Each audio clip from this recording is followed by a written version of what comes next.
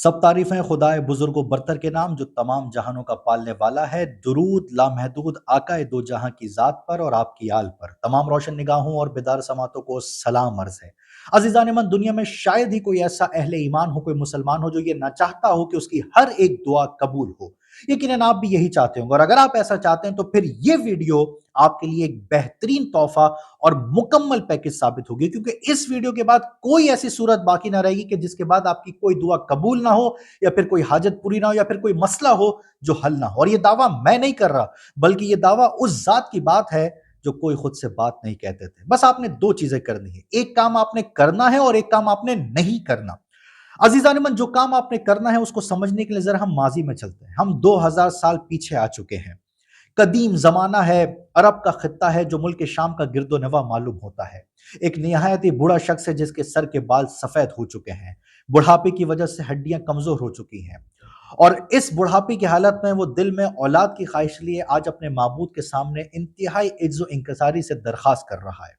लोगों के मजाक उड़ाए जाने के डर से वो बंद कमरे में महसूर होकर इंतहाई खुफिया अंदाज में अपने रब से ये कह रहा है कि ए मेरे रब, मैं इसलिए मांग रहा हूं कि तुझसे मांग कर मैं कभी महरूम नहीं रहा। जानना चाहते हैं ये शख्स कौन है?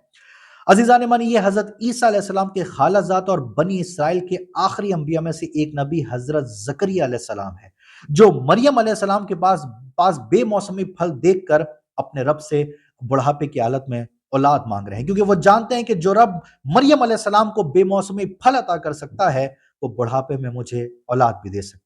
अब हम 4000 साल पीछे आ चुके हैं। एक ऐसी हस्ती जिसका जिक्र कुरान में तकरीबन 22 सूरतों में आया है।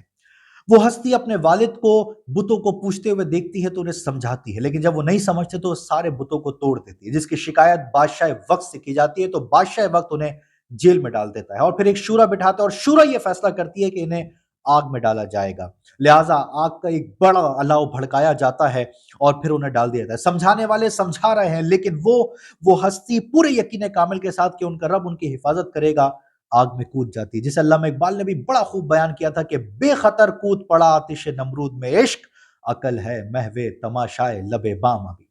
अजीजान मन, इन दो वाकयात को सुनने के बाद आपको एक बात तो समझ में आ गई होगी कि जब मांगने वाले का यकीन कामिल हो और दरवाजा रब्बे कायनात की जात हो, तो फिर असबाब का फुकदान तकमील ख्वाहिशात में रुकावट नहीं बन सकता। बस आपने यही एक काम करना है कि जब भी मांगना है, यकीन कामिल के साथ मांगना है।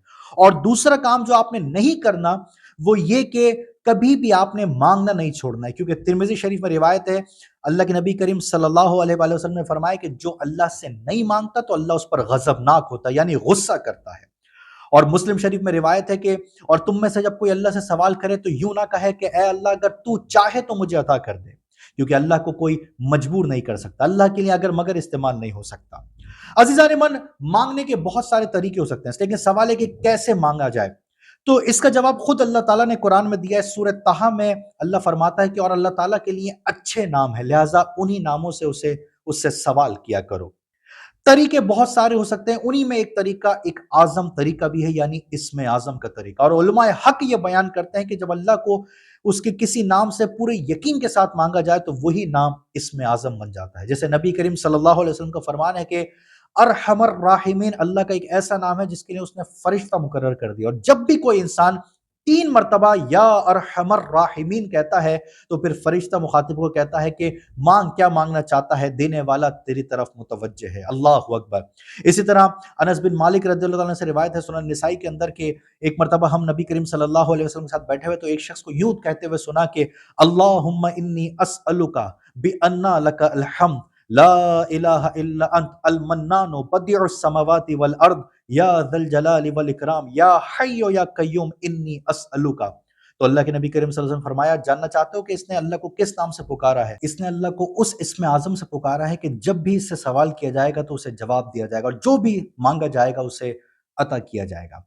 अजीज़ान मन, मुसन्नफ इब्न शैबा में रिवायत है कि अल्लाह के नबी एक शख्स के पास से गुजरे जो कह रहा था या ज़ल जलाली वल इकराम। तो अल्लाह के नबी ने फरमाया कि मांग, तू क्या मांगता है, तुझे अता किया जाएगा। इसी के बारे में आता है, तिरमिज़ी शरीफ में रिवायत है कि अल्लाह के नबी करीम सल्लल्लाहु अलैहि वसल्लम ने फरमाया कि दुआ में या दल जलाली वल इकराम को लाजिम पकड़ो।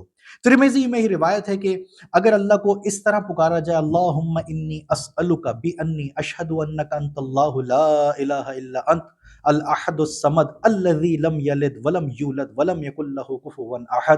تو یہ بھی وہ اسم اعظم کہ جب بھی اسے سوال کیا جائے گا تو اسے ضرور دیا جائے گا۔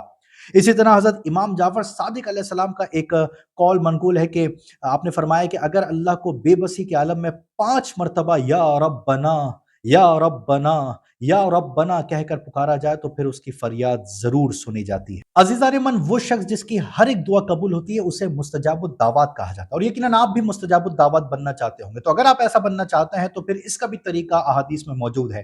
حضور اکرم صلی اللہ علیہ وسلم نے فرمایا کہ جو شخص دن میں 25 مرتبہ یا 27 مرتبہ اللہم اغفر لی وللمؤمنین والمؤمنات والمسلمین والمسلمات کہے گا تو اللہ انہیں اس لوگوں میں شامل کر دے گا جن کی دعا اللہ کے ہاں ضرور قبول ہوتی ہے۔